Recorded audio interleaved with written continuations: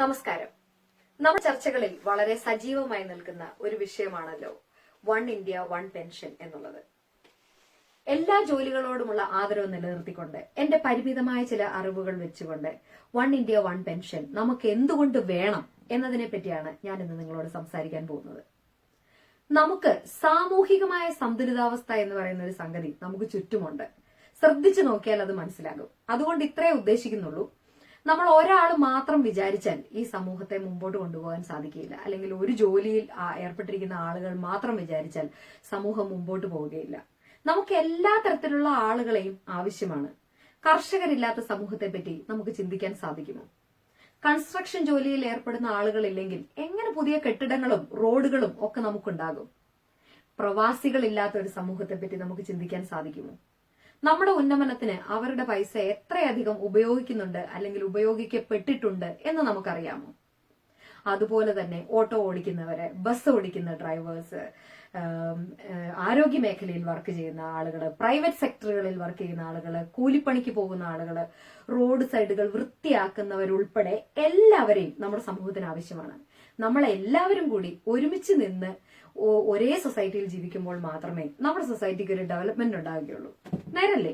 അപ്പോൾ ഒരു വിഭാഗം ആളുകൾ മാത്രം പെൻഷൻ സ്വീകരിക്കുകയും മറ്റുള്ളവർ അവരുടെ മരണം വരെ അധ്വാനിക്കുകയും ചെയ്യുക എന്ന് പറയുന്നത് ശരിയായ നടപടിയല്ല എന്നാണ് എനിക്ക് തോന്നുന്നത്. 60 വയസ്സിന് ശേഷം എല്ലാ ആളുകളെയും നമ്മൾ ഒരുപോലെ കാണണം. അവരുടെ ആരോഗ്യസ്ഥിതി ചെറുപ്പക്കാരുടേതുപോലെയല്ല. എല്ലാ ആളുകൾക്കും അവരുടെ കഷ്ടപ്പാടുകളിൽ നിന്ന് റിട്ടയർ ആകാനും സ്വസ്ഥമായിട്ടുള്ള ഒരു ജീവിതം നയിക്കാനുള്ള സാഹചര്യം നമ്മൾ ഉണ്ടാക്കി കൊടുക്കണം. അതാണ് വൺ ഇന്ത്യ വൺ പെൻഷൻ എന്നതുകൊണ്ട് ഉദ്ദേശിക്കുന്നത്. ഈ അടുത്ത ഇടയ്ക്ക് ഞാൻ ന്യൂസിൽ കണ്ട കുറച്ച് കാര്യങ്ങൾ ഇവിടെ പറയുകയാണ്. എന്തുകൊണ്ടാണ് 60 വയസ്സിനോട് മേളിലുള്ള ആളുകളെ നമ്മൾ സമൂഹം ഈ പെൻഷൻ കൊടുത്ത് അവരെ എന്തുകൊണ്ടാണ് ആദരിക്കേണ്ടത് എന്നാണ് ഞാൻ പറയുന്നത്. ഒരപ്പച്ചൻ, ഒരു 70-75 വയസ്സുള്ള ഒരു അപ്പച്ചൻ രാവിലെ മുതൽ വൈകിട്ട് വരെ പുഴയിൽ വഞ്ചി ഓടിച്ച് അതിൽ വരുന്ന പ്ലാസ്റ്റിക് വേസ്റ്റുകളെല്ലാം പെറുക്കിയെടുത്ത് വൈകിട്ട് കൊണ്ടുപോയി തൂക്കി വിറ്റ് ജീവിക്കുന്ന ഒരു അപ്പച്ചന്റെ കഥയാണത്. അദ്ദേഹം ഈ രാവിലെ തൊട്ട് വൈകിട്ട് വരെ കഷ്ടപ്പെട്ടാല് അദ്ദേഹത്തിന് കിട്ടുന്നത് 12 രൂപയാണ്. ഈ 12 രൂപയ്ക്ക് വേണ്ടിയിട്ട് ആ മനുഷ്യൻ ദിവസം മുഴുവൻ കഷ്ടപ്പെടണം. ഇന്നത്തെ കാലത്ത് 12 രൂപ കൊണ്ട് നമുക്ക് എന്തെങ്കിലും വാങ്ങിക്കാൻ സാധിക്കും ഒരു കടയിൽ പോയി കഴിഞ്ഞാല്. അതുപോലെ മറ്റൊരു ന്യൂസ് കണ്ടത്, ഒരു അമ്മച്ചി ഒരു മാർക്കറ്റില്, ഒരു 80-85 വയസ്സുള്ള ഒരു അമ്മച്ചി ഒരു മാർക്കറ്റിൽ പപ്പടം വിൽക്കാൻ പോകുന്ന കാഴ്ചയാണ്. അതുപോലെ ഹോട്ടലുകൾക്ക് മുമ്പിൽ ഊണ് റെഡി എന്ന് പറഞ്ഞിട്ട് ബോർഡ് പിടിച്ചു നിൽക്കുന്ന വയസ്സായ ആളുകളെ കാണാറുണ്ട്. ഇവരെല്ലാം ഒരു ദിവസം കഷ്ടപ്പെടുന്നത് അവർക്ക് സമ്പാദിക്കാൻ വേണ്ടിയിട്ടൊന്നുമല്ല, അന്നന്നത്തെ കാര്യം കടന്നു പോകുന്നതിന് വേണ്ടിയിട്ടാണ്. അവരുടെ ഈ ഫോട്ടോ അല്ലെങ്കിൽ ഈ ന്യൂസ് കൊടുക്കുമ്പോൾ അതിന്റെ കൂടെയുള്ള ക്യാപ്ഷൻ നോക്കൂ, ഈ പ്രായത്തിലും ഇവരെത്ര അധ്വാനിച്ചാണ് ജീവിക്കുന്നതെന്നാണ്.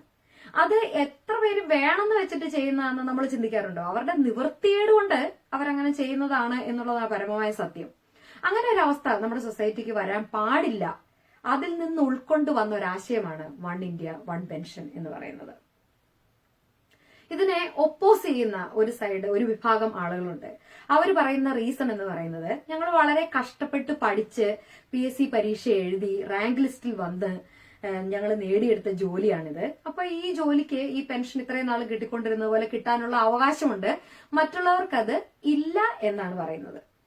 ഒന്ന് ചിന്തിച്ചു നോക്കൂ, ഒരു സർക്കാർ ജോലിക്കാരനാകാൻ ഈ അധ്വാനവും ഈ PSC പരീക്ഷ എഴുതിയിട്ടുള്ള കാത്തിരിപ്പും മാത്രമാണോ കാരണം?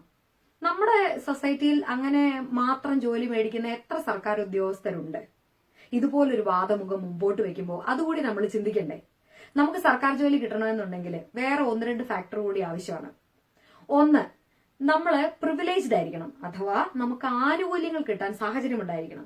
അതിപ്പം ജാതി വ്യവസ്ഥയുടെ പേരിലോ അല്ലെങ്കിൽ അംഗവൈകല്യങ്ങളുടെ പേരിലോ അല്ലെങ്കിൽ കുടുംബത്തിൽ ആരെങ്കിലും മരണപ്പെട്ടതിന്റെ പേരിൽ കുടുംബത്തിൽ മറ്റൊരാൾക്ക് സർക്കാർ ജോലി കിട്ടുക, ഇങ്ങനെ പലതരത്തിലുള്ള ആനുകൂല്യങ്ങൾ നമ്മുടെ നിയമവ്യവസ്ഥയിൽ നിലനിൽക്കുന്നുണ്ട്. ഇങ്ങനെ ജോലി കിട്ടിയ ഒരു വിഭാഗം ആളുകളുണ്ട്. അതേപോലെ ഇത് ഞാൻ എക്സ്പ്ലെയിൻ ചെയ്യേണ്ട കാര്യമേ ഇല്ല.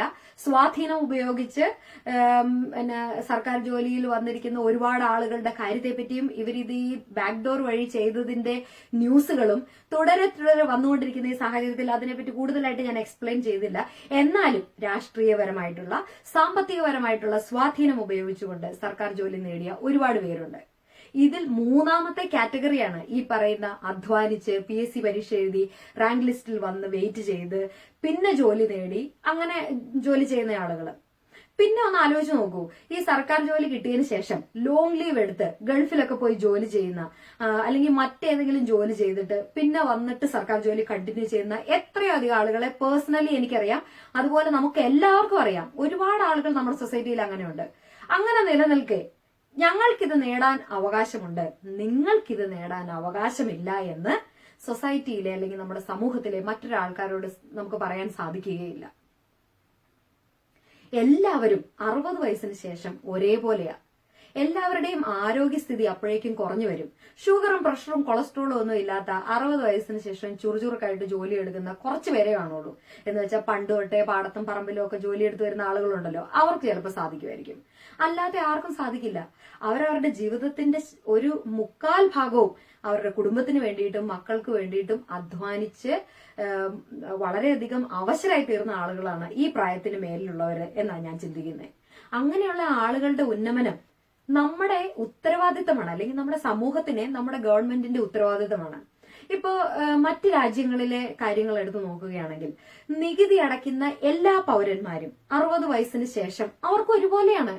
അവരേത് ജോലി ചെയ്യുന്നവരായിക്കോട്ടെ, എല്ലാ ജോലിയും നമുക്ക് ആവശ്യമാ, എല്ലാ ജോലിയിൽ പെട്ടവരെയും നമുക്ക് ആവശ്യമാണ്. അല്ലെങ്കിൽ നമുക്ക് നമ്മുടെ കാര്യങ്ങളൊന്നും നടന്നു പോകില്ല. എല്ലാ കാര്യവും നമുക്ക് ചെയ്യാൻ പറ്റുമോ?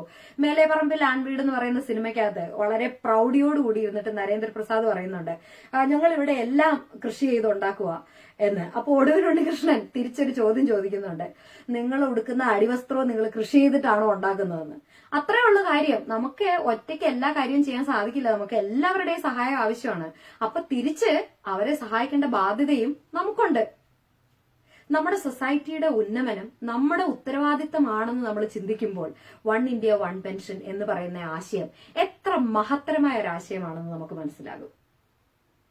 ഈ ആശയം നടപ്പിൽ വരാൻ നമ്മുടെ മാതാപിതാക്കൾ മറ്റുള്ളവരുടെ മുമ്പിൽ കൈനീട്ടി നിൽക്കാതെ, അല്ലെങ്കിൽ നമ്മുടെ അച്ഛന്റെയും അമ്മയുടെയും പ്രായമുള്ള ആളുകൾ മറ്റുള്ളവരുടെ മുമ്പിൽ കൈനീട്ടി നിൽക്കാതെ സ്വന്തം ആയിട്ട് ഒരു സെൽഫ് റെസ്പെക്റ്റോടുകൂടി ജീവിക്കുന്നത് കാണുക എന്ന് പറയുന്നത് വളരെ ബ്യൂട്ടിഫുൾ ആയിട്ടുള്ള ഒരു കാര്യമല്ലേ.